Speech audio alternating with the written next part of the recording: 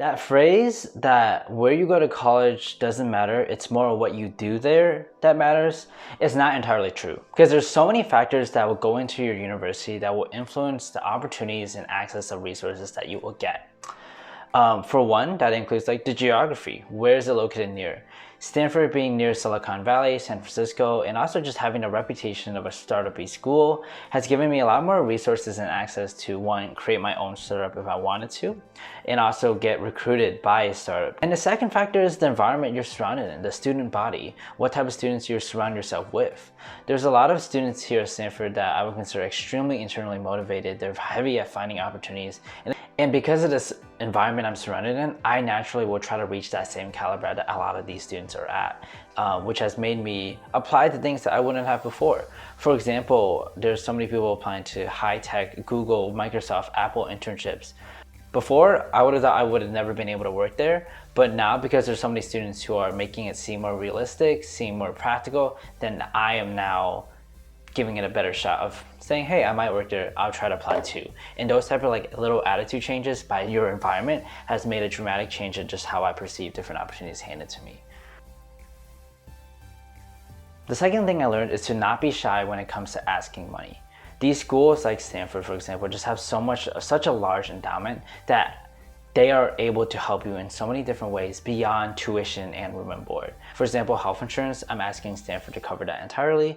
I'm asking them to cover any copays that my insurance doesn't cover. So all of these things are entirely covered by them. I asked them to help pay for my computer expense form. I asked them to help pay for my bike. In addition, there's other factors like professional clothing for interviews, which you can ask them to fund. Travel expenses for your family if you wanted to come to graduation or if you want to go to an academic event. All of these things will cost money. In addition to it, also depends on the institution policy, but if your family falls within an income bracket, they're able to financially assist you with all of that. And this is the best time to just not be shy when it comes to asking for that money. Ask for every single fund you can, and just really utilize the resources you have in front of you now while you still have them. The third lesson I learned is that you just can't do everything. Previously, I mentioned that the environment of being surrounded by so many internally motivated students is extremely inspiring, but at the same time, it's very daunting when you sometimes seem like you're the only one not really doing anything, or not doing enough rather. So it's, and I kept that mindset for the first 5 weeks of the quarter when I just applied to everything I could.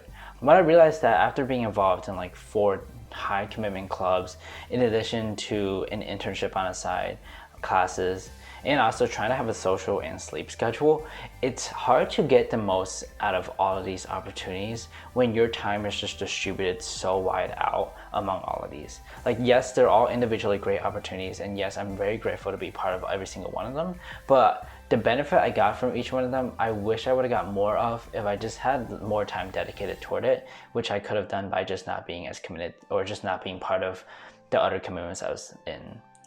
Just having that balance between the quantity, but also like just genuine quality and benefit you get from each of these opportunities is extremely important to note. Therefore, next quarter, I'm not going to be saying yes to all of these opportunities that are handed to me that I want to take advantage of, but if I really truly want to take advantage of them, I know that I need to focus on a few of them rather than as many as I can. Picking a major is hard.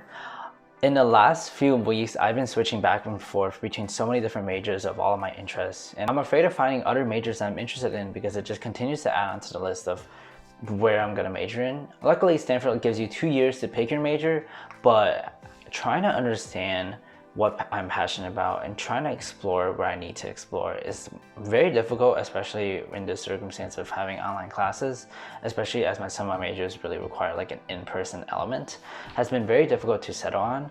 And no longer am I giving my expectation that I have my major settled. Before I went to college, I was like, I have 1 or 2 majors to pick from. I need to settle down so I can make the most use of my time at Stanford. But no longer is that expectation realistic to me, just because I need to make sure that whatever career or major I get into, I'm actually very satisfied with it. And I think that needs time just to really see it, that interest you have, whether it was from high school, but really see it in a college setting, what's that like, and possibly even reach out to alumni about their experience with that major.